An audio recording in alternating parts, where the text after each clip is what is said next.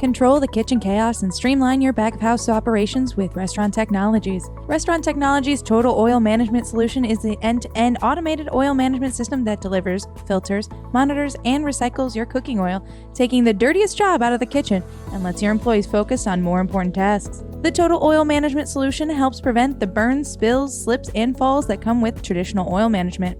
Restaurant Technologies gives you and your employees peace of mind among the chaos of a commercial kitchen and can maximize efficiency for your business. And no upfront cost. Learn more about Restaurant Technologies and all the solutions they offer by visiting rti-inc.com or call 888-796-4997.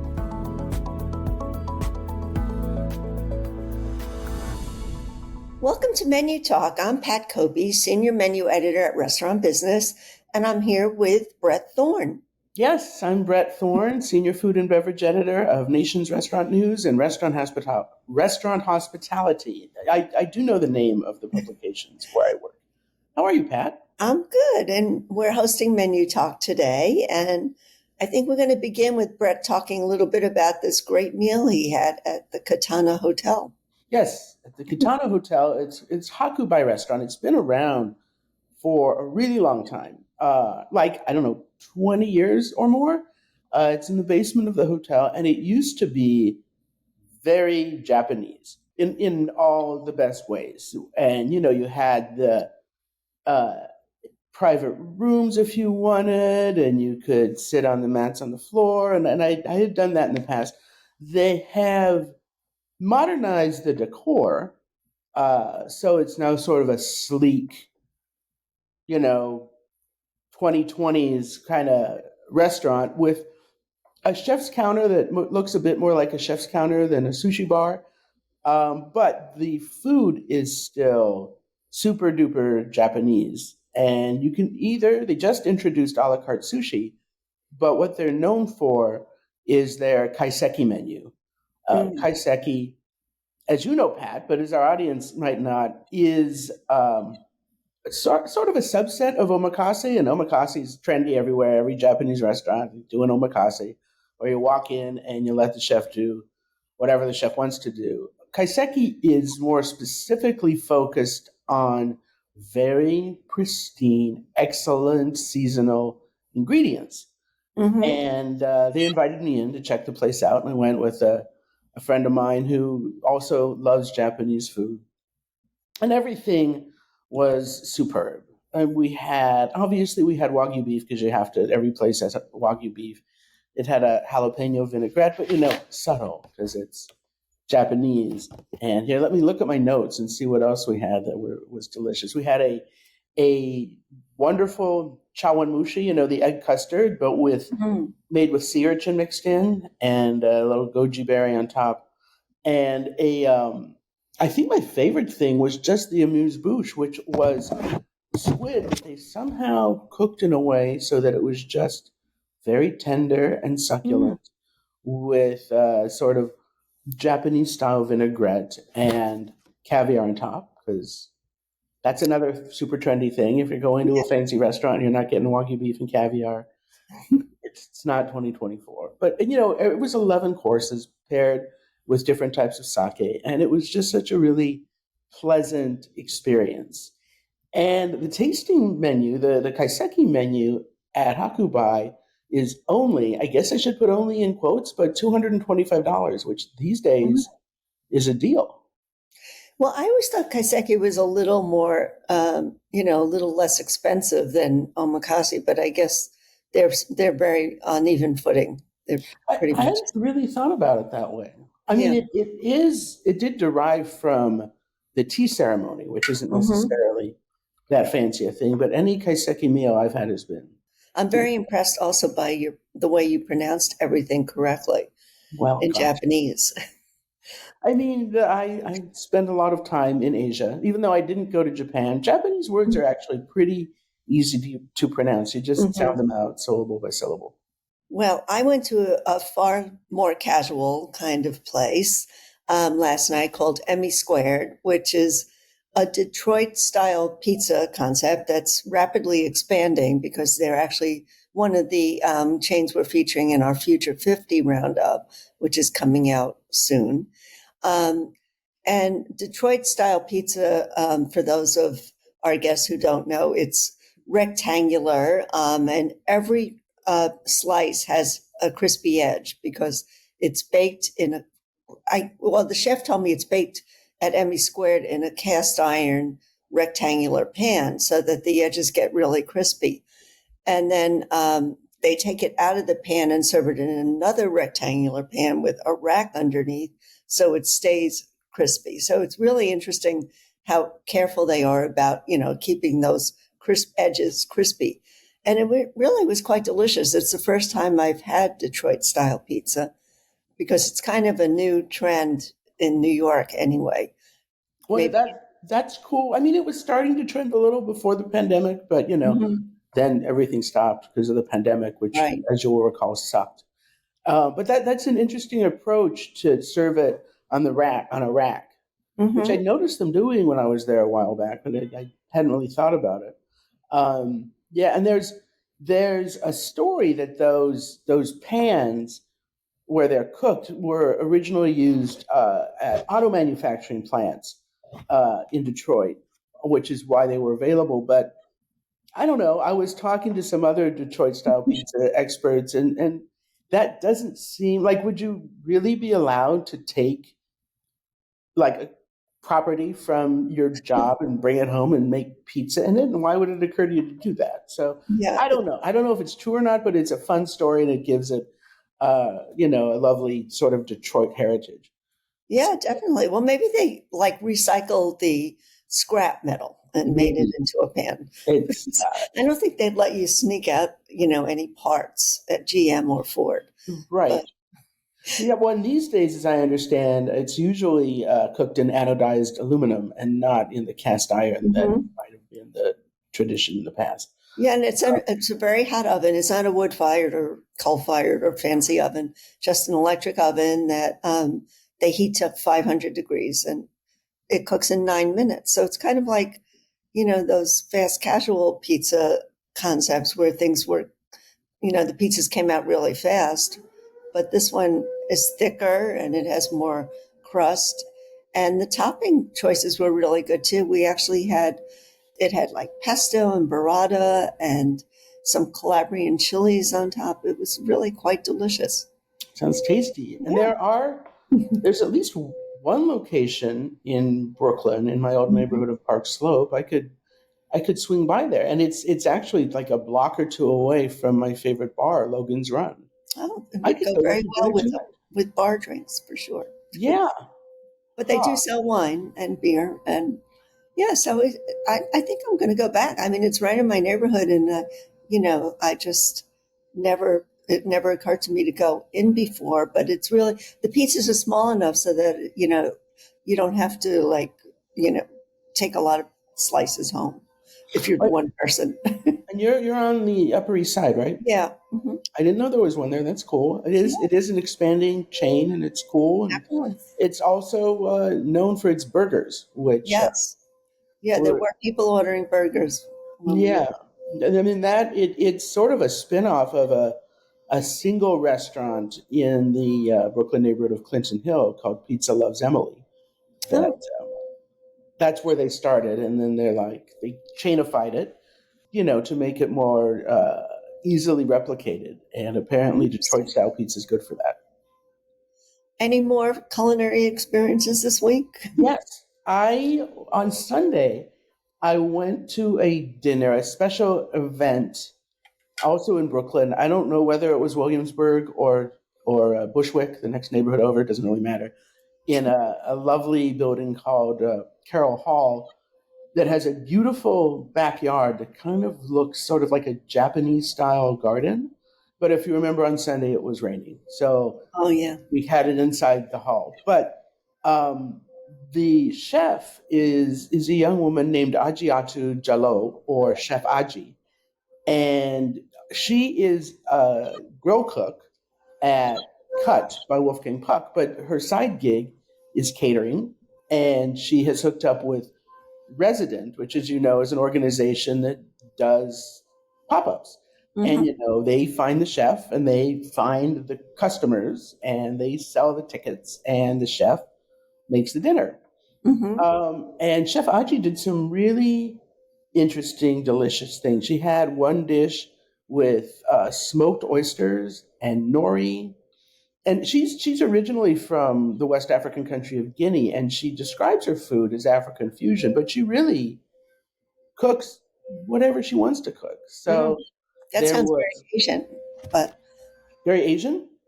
no, Yeah, the dish you're describing sounds kind of Asian. absolutely. And then she did one that seemed very Italian. It was a sweet potato ravioli, very, very refined. I mean, they eat sweet potatoes in West Africa, so sure, that'll Mhm. work. But with truffle brown butter, and then summer truffles were shaved on top. Mm. So it was great. And then it came with some delicious cocktails that were developed, I believe, by the beverage people at Cut by Wolfgang Puck. So, the team there supports her in her private endeavors, which I think is really nice. Yeah, that's great. Well, I Yeah. find resident just such an interesting concept because it's the pop-ups are done in like luxury apartment buildings or in loft spaces that aren't being used every day or that can be kind of rented out. And then they arrange for the chef to come, and it's a way for a chef to try something new or try out a concept, try out a menu, or even like some of the chefs work for a resident full time, and it's an alternative to running a restaurant. So I think it's a really interesting concept that's probably going to grow. I think when I went to the dinner, they told me that they were looking into expanding to Chicago as well. I mean, yeah, it's a great idea, a great way for talented people without enough capital to open a restaurant in a major city Yeah. to get seen and to try stuff and to make a little money. And yeah, I don't know if this Africa Fusion event was a resident event, like nobody said, but Mm, maybe it was, yeah. or maybe, or I don't know. I was the first one I'd been to if it was a resident event, so I don't know if they're big on being like resident, resident, resident, or if they just let the chef do their thing. And, Yeah, if you have the backing of Wolfgang Puck's people, that's handy. for sure. Yeah. Well, I did want to mention, if anyone listened last week, I did get to have a lobster roll in Cape Cod, and it was less expensive than the one I had in the Hamptons Oh, and really good. So it was $37 as opposed to 42. So not that that's a great bargain, but it was a good lobster roll. And I think I've had my fill this summer now. and was this a sort of main style with the mayonnaise and the tarragon and like that? Yeah, that seems to be the prevalent style, although some places let you order the Connecticut style that's done in butter, and I guess it's a little less salady and more just plain grilled lobster with butter. Yeah, it's like butter and a hot dog bun. And Right. I love that because I would rather let the lobster be lobster and, Hmm. I don't need the mayonnaise and tarragon. But, now I'm just thinking out loud. Now that I live not that far from Coney Island, maybe I'll swing by Nathan's famous, their flagship, which is in Coney Island. And in the past, they've served lobster rolls during the summer. I don't know if Oh, they're really? still Oh, around. that's Yeah. interesting. Well, I think you Yeah. should do that. So why not? So these are two things I could do this weekend. I could go to Emmy Squared on my way to Logan's Run, and I could get a lobster roll at Nathan's. I don't know if I'll do either of those, but But sounds like a good plan. yeah, those are good options. Well, I also wanted to play some clips from my interview with Akhtar Nawab, who runs food halls in cities that aren't big cities like New York or Chicago or LA. He got into the food hall business before the pandemic, but now he's operating in these smaller cities, which really don't have the food culture that the bigger cities have, and so he's introducing different cuisines through these food halls. I opened my own place in 2016 in Brooklyn, and it was just a great place for me to kind of recalibrate and also get kind of acquainted with business ownership began too. At that time, I was approached by a colleague, and I tossed my hat in the ring for food hall management because in that interim period, I was actually running four different businesses, all in food halls. And one thing I really liked about it was I liked the model. I liked the European sensibility of everyone kind of eating together and in this food hall type world. I didn't like how they were necessarily run at the time. So I decided to kind of toss my hat in the ring and say, I think I could do the cooking part and I could do the management part. And we won a few opportunities. Me and my business partner won a few opportunities. And our first project was in Omaha, Nebraska. And then since then we've had, a dozen plus, food hall operations. Yeah, so he was a chef who cooked Mexican food, actually, even though he's Indian. And he had a small restaurant in Brooklyn. And then he was approached to operate some food halls. And Omaha, Nebraska was the first one, which I find really interesting. I've never been to Omaha, but I guess it's a city where they need food halls. City where some people live. Yeah, I've never been to Omaha either. And it's not one that makes it onto the food map very often, which doesn't mean there's not good food there. It just means maybe they don't have the best marketing people to let us know. It's interesting. I think it might be in this next clip where he talks about how they have they have a large Nepalese and Indian population in Omaha. And so they didn't really need a restaurant like that because in the food hall, because they have other ones and people are used to eating that food. So that was very surprising to me. I mean, that's a great thing about small cities. You don't know who's going to be settling there. Mm-hmm. And it can be a really interesting mix of people. Omaha actually has also a small but quite vibrant Jewish community. And the Jewish youth group that I belonged in when I was in high school started in Omaha. Really? Interesting. B'nai B'rith Youth Organization. What do you know?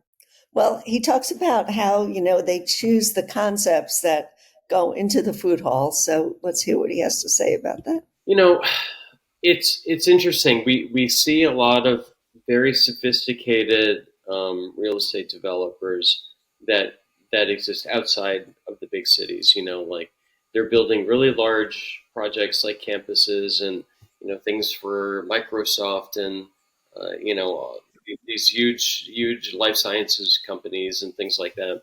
And a lot of that exists outside New York, but they all need food and beverage, and specifically these things need amenity style food and beverage because they have a very captive audience. They have people who want to spend time and spend money on good food and beverage, but they really need it accessible.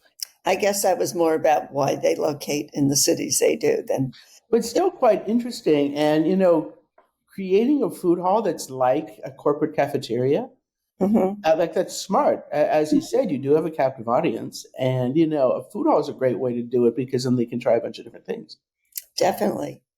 But one of the points that he makes about why food halls are different after the pandemic, I mean, there were so many that opened. I was living in Chicago then. There were so many that opened in Chicago.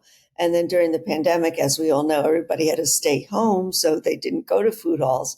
So they really had to pivot, which, was a word used a lot during the pandemic. But they had to make them a little different. And he really stressed the point that you have to make them more of a destination, like a place where you can hold events and do other things other than just have like kiosks serving food. So that was what he brought up in the next clip. Oh. We want to find vendors who can identify with customers, put something interesting and new on the table, at the same time as be creative.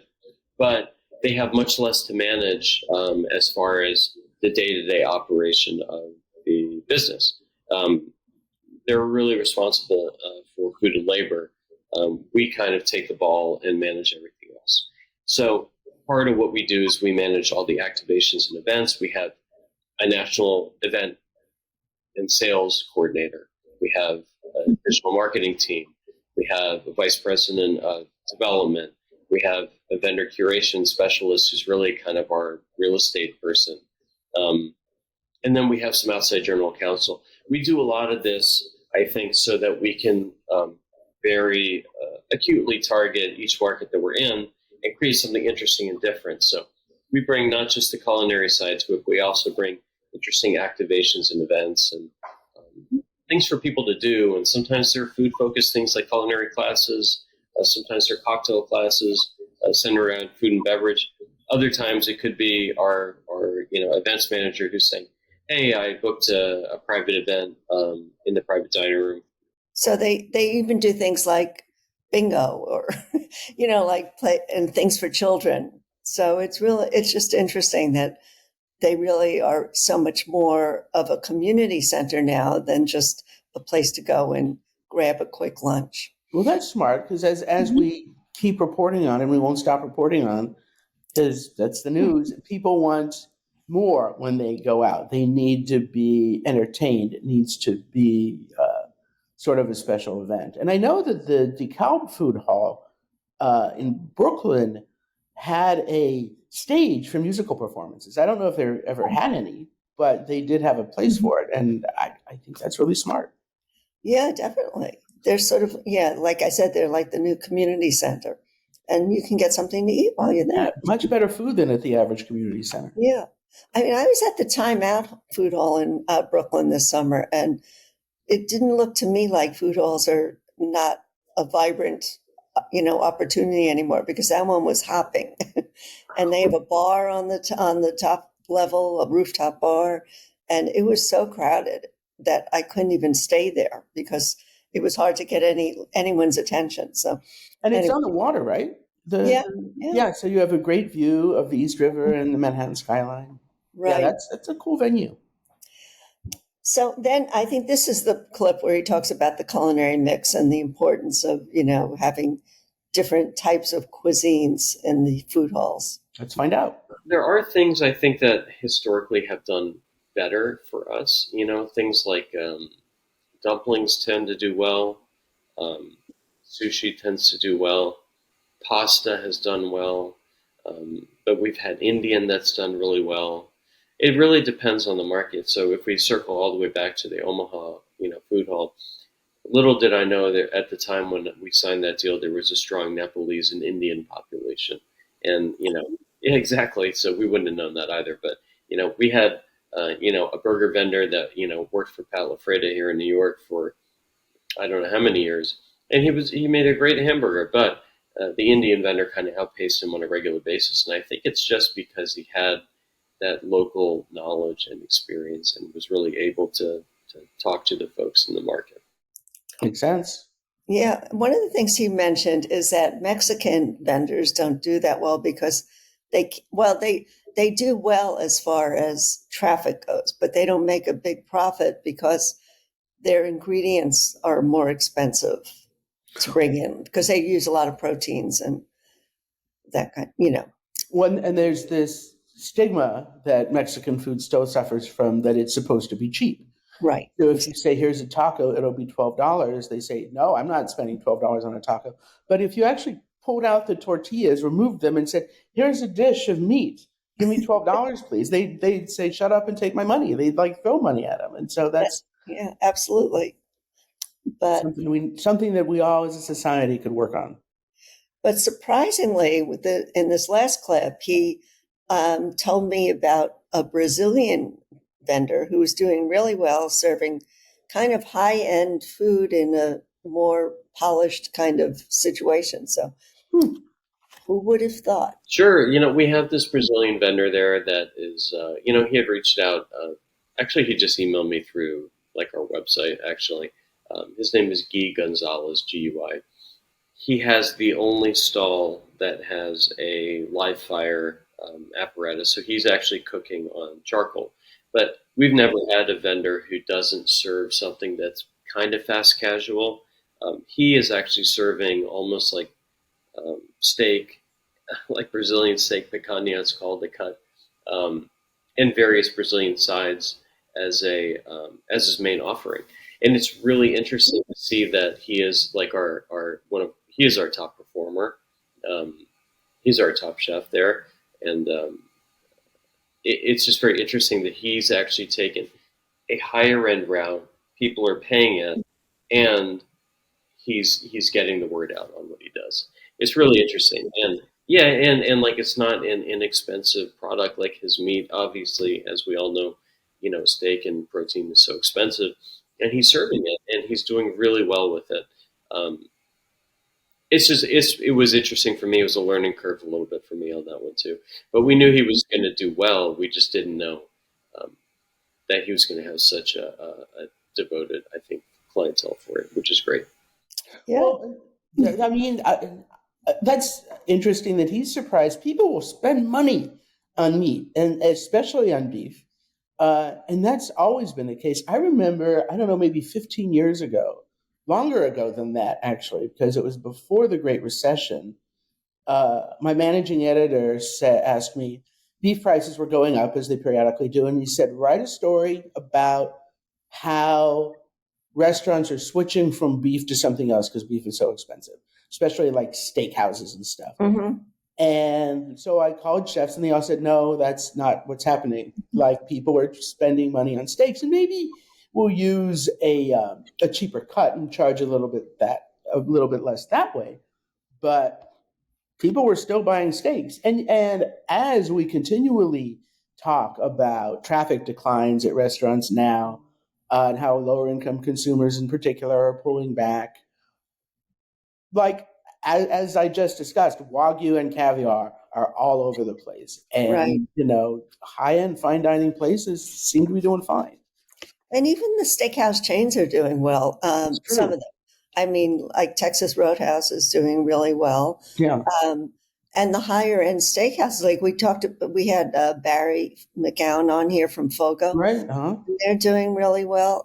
So I think people are, it's sort of that whole barbell kind of experience. People are paying high prices and they're trading way down. It's the middle guys who are really suffering during this time. And I think that's going to continue for a while. Yeah. And I think it has to, although Chipotle is doing really well and Wingstop is doing really well. I'm not exactly sure why.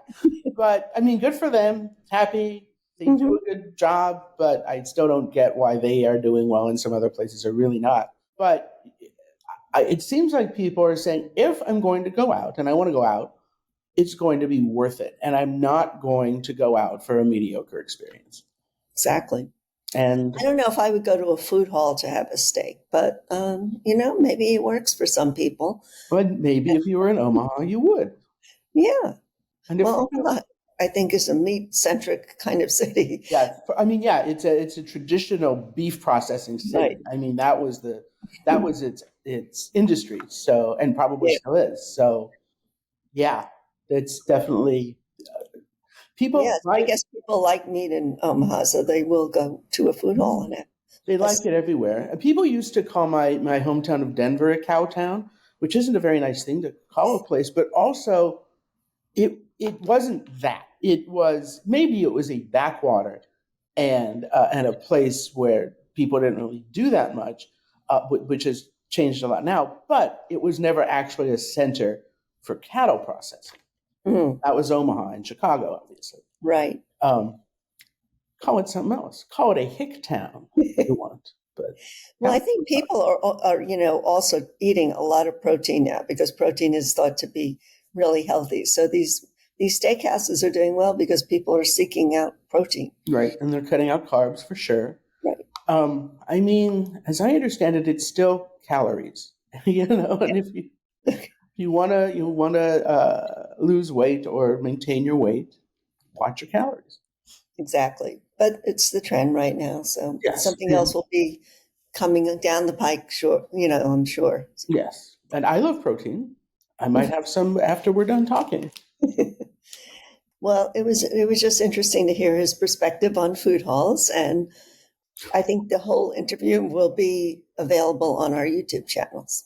Fantastic. And, we have a common theme in this week's podcast in that food halls obviously are helpful for would-be restaurateurs who don't necessarily have the capital to open a freestanding restaurant, and we discussed Resident, which does a similar thing, and you need even less capital to do that. And certainly there are a lot of aspiring restaurant operators that are looking for different opportunities, and these are some of them. Yeah, that's a good point. Maybe we'll find more.